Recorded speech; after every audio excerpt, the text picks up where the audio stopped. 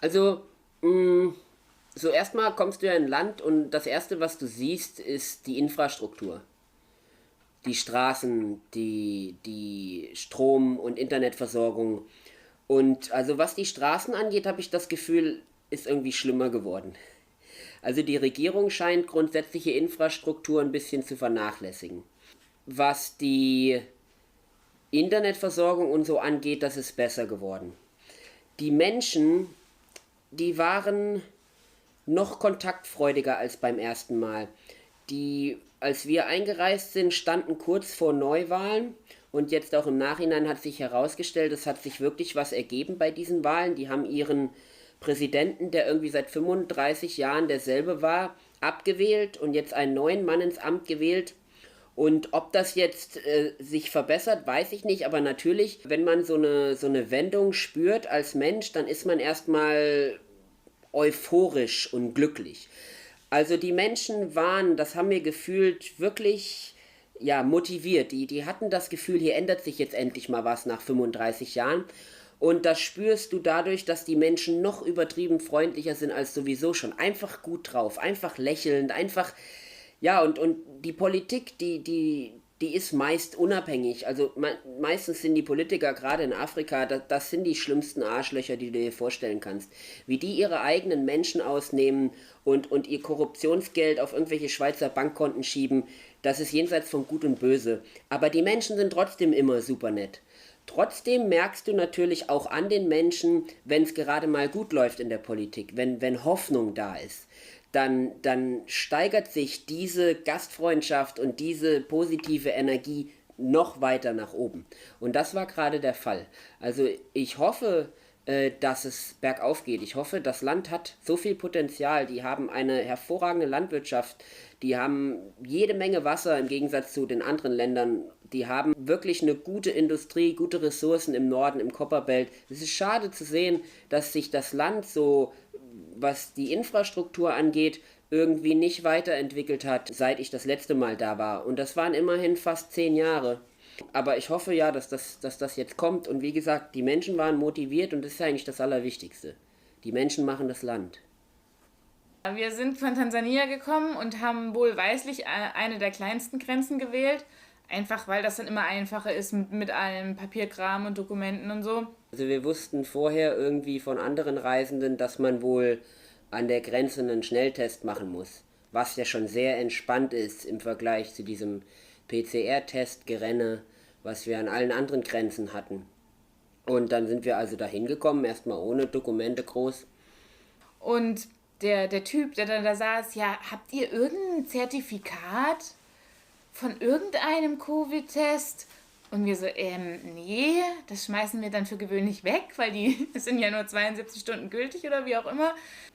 Aber was wir hatten, war ein Impfzertifikat zu einem Zeitpunkt, also das war im April oder Mai 2021, zu dem es noch nicht so üblich war.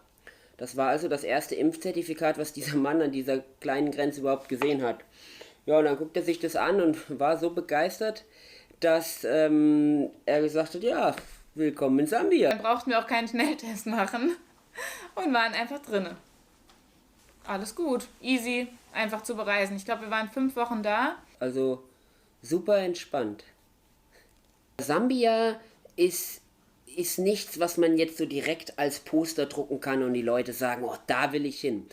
Aber das ganze Land so im Schnitt ist sehr schön. Also das ist immer schön grün, es gibt immer einen Fluss in der Nähe, der plätschert, es gibt immer einen Wasserfall, also Ich glaube, wir haben in der ersten Woche, also in den ersten 5 Tagen, waren wir in dem Land 4 Wasserfälle besichtigt, weil dort oben im Norden einfach alles voll mit Wasserfällen ist. Und ich glaube, Sambia hat irgendwie 80% des Wassers im südlichen Afrika oder so. jeder von denen hätte in einem anderen Land ein besonderes Schildchen und einen besonderen Eintrag auf der Landkarte bekommen. Aber in Sambia ist es so normal, dass das Wasser runterfällt, dass du das mehr oder weniger so durch Zufall am Straßenrand entdeckt hast und denkst dir, wow, nicht schlecht. Wir sind durch den Kafur Nationalpark dann ein Stückchen gefahren, obwohl wir das eigentlich nicht durften mit den Motorrädern. Aber es ist eigentlich eine Durchgangsstraße, das heißt, eigentlich darfst du durchfahren. Aber es sind natürlich da Gates und eigentlich darf man dann doch nicht mit dem Motorrad. Und wir haben uns aber so ein bisschen durchgeschlängelt. Die Gates waren alle offen und das war super schön. Es war ein bisschen Offroad, es war kaum Verkehr. Die ganzen Wasserfälle, das waren gleichzeitig Nationalparks. Und du hast quasi den Eintritt für komplett alles bezahlt. Und wir haben dann dort gecampt. Also wir haben direkt neben den Wasserfällen immer campen können und das war halt super.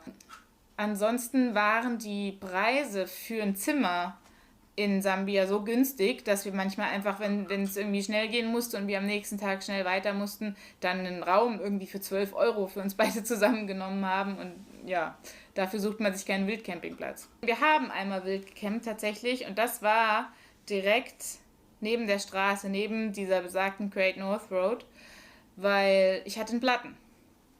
Sambia war auch irgendwie das Land der Platten. Also mein Vorderreifen war ungefähr 3-mal platt. Der Josh hat dann versucht, in irgendeinem Straßenkiosk einen Fahrradschlauch zu kaufen und einzubauen. Hat nicht funktioniert. Und der Josh ist am nächsten Tag 100 Kilometer zurückgefahren in die nächste Stadt, hat einen Schlauch gekauft und kam wieder 100 Kilometer zurück. Und ich habe halt da im Busch gewartet, weil mein Motorrad war ja nicht fahrbereit. Und ja, also das ganze Land, auch durch die netten Menschen, hat uns überall gut gefallen, weil du konntest halt auch dein Zeltchen am Straßenrand aufbauen und brauchtest jetzt irgendwie keine Angst haben.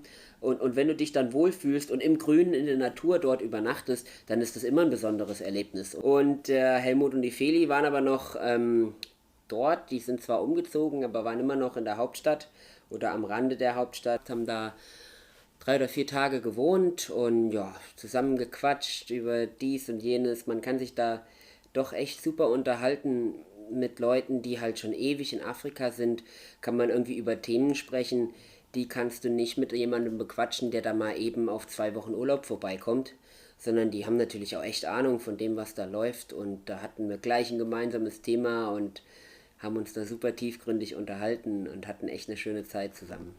Ja, das war lustig. Wir waren zur richtigen Zeit am richtigen Ort. Montagmorgens sind wir zu Honda Sambia ins Geschäft gegangen, um einen neuen Kettensatz für unsere Bikes zu bekommen. Und irgendwie war da an diesem Montagmorgen die Sitzung des Who is Who der sambischen Hard-Enduro- und Trailfahrer. Und da haben wir den George kennengelernt und den Nick. Der Nick ist der Geschäftsführer von Honda Sambia. Der George ist ein Hard-Enduro- und Rallye-Fahrer aus dem Copperbelt, also dem Norden Sambias. Und der Stuart Parks mit seiner Tochter war dort. Der hat eine eigene Motocross- und Hard-Enduro-Strecke auf seiner Farm im Norden Sambias aufgebaut. Und die saßen da alle im Büro und haben Kaffee getrunken und dann kamen wir da rein. Und so kam natürlich eine Sache zur anderen und dann hatten wir auf einmal 3 Einladungen zum Hard-Enduro-Fahren. Ich hatte erst so ein bisschen Respekt, weil diese Enduro-Maschinen sind natürlich sehr hoch, also ich kam überhaupt nicht auf den Boden. Da musst du Gas geben und wenn es fährt, geht's. Aber sobald du anhältst, musst du gucken, dass du nicht umfällst. Ja, das war cool. Das hat Spaß gemacht. Das hat selbst mir Spaß gemacht, weil es war nicht zu schwierig. Also es waren so Single-Trials, aber ich meine, die sind halt auch, weil ich dabei war, glaube ich, einfachere Sachen gefahren, aber das war cool. Damit haben wir dann ordentlich umgegraben. Für die Joanna war das erste Mal überhaupt auf einer richtigen Hard-Enduro-Maschine. Also das ist schon mal nochmal was anderes, ob du jetzt 150 Kilo, 20 PS Reise-Enduro fährst oder ob du 110 Kilo, 60 PS Hard-Enduro Wettbewerbsmaschine fährst. Und ist die Joanna hat sich selber gewundert, wie die Hänge hochgegraben hat. Und das hat echt Spaß gemacht, das zu sehen. Und wir hatten da auch Spaß. Und ja, dann war da natürlich noch der Stuart, der uns eingeladen hat auf seine Farm. Das war jetzt nicht mal so ein Wochenendausflug, das waren schon 500 Kilometer in die entgegengesetzte Richtung. Aber naja, so eine Einladung auf so eine Farm, wo Männer frei spielen können, das können wir uns auch nicht ausschlagen lassen. Und das war für mich aber dann ein bisschen zu heftig. Das war wirklich nur noch Busch. Da gab es keinen Single Trail oder keinen Weg. Die haben sich halt einfach nur einen Weg durch den Busch gesucht. Also auf dem GPS einen Punkt ausgesucht und da war aber ein Berg im Weg. Aber die sind halt dann da drüber einfach, wie es auch immer ging. So von wegen, kommen wir da drüber? Ja, schaffen wir schon. Wir suchen uns ja jetzt einen Weg. Und das war natürlich mehr was für den Josh, aber ich habe da gestreikt. Und da gibt es keine Wege, keine Dörfer, eigentlich keine Infrastruktur mehr, weil da Richtung kongolesische Grenze wird kein Handel mehr betrieben. Da ist das Land einfach zu Ende.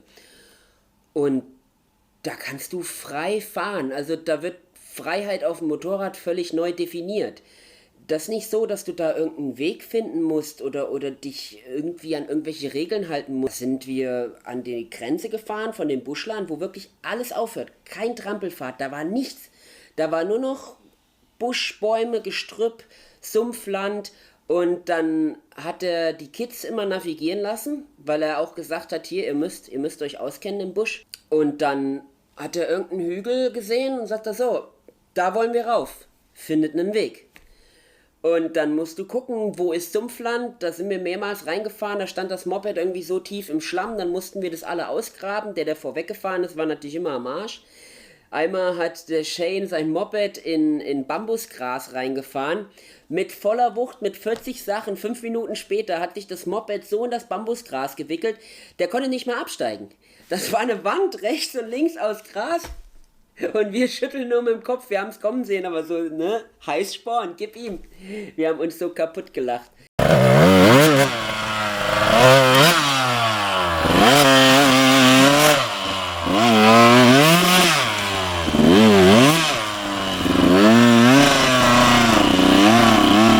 Also den Hügel, was meint der Jungs, können wir hoch, können wir nicht hoch? Ja, vielleicht. Und dann ging es darum, wer kommt am höchsten. Aber halt ohne, dass da irgendwie ein Pfad ist oder so. Da konnte es dir auch passieren, du fährst so einen Hügel hoch und auf einmal ist mitten im Hügel wie so ein Graben, sondern stehst du dann drin und dann kannst du dein Moped irgendwie mit 2 Leuten da rausheben. Also keine Regeln, nichts geplant, völlige Freiheit. Und alles, was du gesehen hast, konntest du befahren. Und es hing nur von deinen Fähigkeiten ab, wie weit du gekommen bist. Und ich bin an dem Abend abgestiegen und ich bin froh, dass ich die 15 Meter bis zum Bett geschafft habe. Und dann war ich wie tot. Dann lag ich und hab nur noch gepennt. Ich habe nicht mal mehr was gegessen. Und da gehört schon was dazu, wenn ich keinen Hunger mehr habe. Ich war auch verwundert, also welche Freiheit da in allen Lebensbereichen herrscht. Der Shane und ich haben die Mopeds auf den Pickup geladen, weil mit den Dreilmaschinen fährst du nicht so eine große Distanz. Und dann bin ich zu seinem Vater gegangen, habe gesagt, hier gibt es bei dem Pickup irgendwas zu beachten, fahrtechnisch. Ich bin im Allradfahren nicht so bewandert, muss ich da irgendwie was einschalten? Sagte, nee, der Shane fährt. Sag ich, wie der Shane fährt? Der Shane ist 13 Jahre alt. Sagt er, ja, der kann das Ding schon seit 5 Jahren fahren. Und dann setzt er sich mit Moped-Klamotten, ne? Stiefel, Protektoren, mit dem Helm auf dem Kopf, setzt er sich auf dem Landcruiser, kann gerade so übers Lenkrad gucken und fährt mit dem Ding, ich sage dir, also weit sicherer als die meisten Leute, die bei uns schon 15 Jahre einen Führerschein haben. Und zwar richtig heftige Pisten mit Gräben und Wasserdurchfahrten, souverän wie eine Eins. Ich meine, das ist doch geil, oder? Wenn die Kinder so viel Freiheit haben, wenn die so viel Fähigkeiten erlernen in einem Alter, in dem die viel lernfähiger sind. Guck mal, wenn jemand mit 13 Jahren ein Fahrzeug, so ein riesen Landcruiser schon souverän beherrscht, dann kannst du dir ziemlich sicher sein, dass der in seinem Leben in keine gefährlichen Verkehrsunfälle verwickelt wird. Weil der hat dieses Gefühl für Geschwindigkeit schon entwickelt, wo andere gerade so Need for Speed spielen dürfen. Und das gibt dir natürlich eine Sicherheit für den Rest deines Lebens, die kannst du mit 18 nicht mehr erwerben. Deswegen, also ein bisschen mehr Freiheit ist manchmal nicht verkehrt.